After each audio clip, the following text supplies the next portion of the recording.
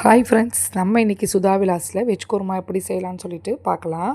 எப்போதும் ஒரே மாதிரி குருமா செய்கிறீங்க அப்படின்னாக்கா ஒரு முறை இது மாதிரி ட்ரை பண்ணி பாருங்கள். டேஸ்ட்டு சூப்பராக இருக்கும். அதுக்கு நான் 2 பல்லாரி கட் பண்ணி வச்சுருக்கேன். ஒரு சின்ன தக்காளி எடுத்து கட் பண்ணிக்கிறேன். ஒரு பெரிய பச்சை மிளகா கீரி வச்சுருக்கேன். கொஞ்சமாக பீன்ஸு, கேரட்டு, உருளைக்கிழங்கு, ஃபைனலாக கொத்தமல்லி இலை. இப்போ ஒரு குக்கரில் கொஞ்சமாக நெய் சேர்த்துக்கிறேன். நெய் மெல்ட் ஆனோன்னே ஆயில் ஒரு கரண்டி சேர்த்துக்கிறேன்.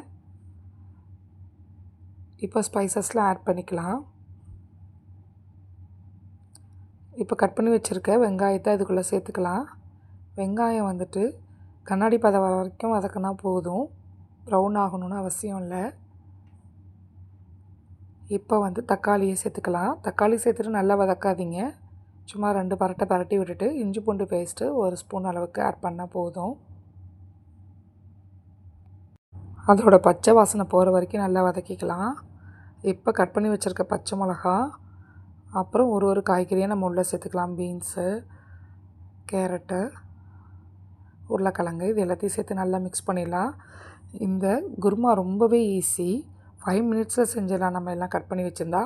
இப்போ உப்பு சேர்த்துக்கலாம், தேவையான அளவுக்கு சேர்த்துக்கலாம். இப்போ நம்ம ஒரு தேங்காய் பேஸ்ட் மட்டும் ரெடி பண்ணிட்டு வந்துடலாம். தேங்காய் கூட கொஞ்சமாக கசகசா சேர்த்து 2 முந்திரியை சேர்த்து நல்லா ஃபைன் பேஸ்ட்டாக அரைச்சிட்டு அதையும் அதுக்குள்ளே சேர்த்துக்கலாம். இப்போ மிக்ஸி ஜார் கழுவுன தண்ணி அதுக்குள்ளே சேர்த்துக்கலாம்.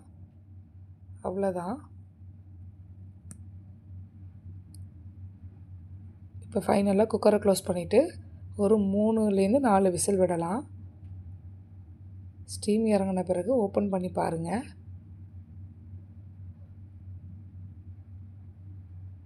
நம்ம சூப்பரான வெஜ் குருமா ரெடி ஆகிடுச்சு.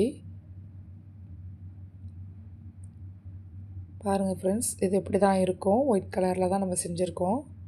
ஸோ ஒயிட்டும் இல்லாமல் ரெட் கலரும் இல்லாமல் மீடியம் கலரில் இருக்கும். சப்பாத்தி கூட தோசை கூட வச்சு சாப்பிட்றதுக்கு ஒரு அருமையான காம்பினேஷன். நான் இன்றைக்கி சப்பாத்தி கூட வச்சு சாப்பிட போகிறேன். நீங்கள் ட்ரை பண்ணி பார்த்துட்டு உங்களுக்கு பிடிச்சிருந்துச்சு அப்படின்னாக்கா கட்டாயம் லைக் பண்ணிக்கோங்க. அண்ட் சப்ஸ்கிரைப் பண்ண மறந்துடாதீங்க. கட்டாயம் சப்ஸ்கிரைப் பண்ணிக்கோங்க. பாய். இன்னொரு வீடியோவில் பார்க்கலாம்.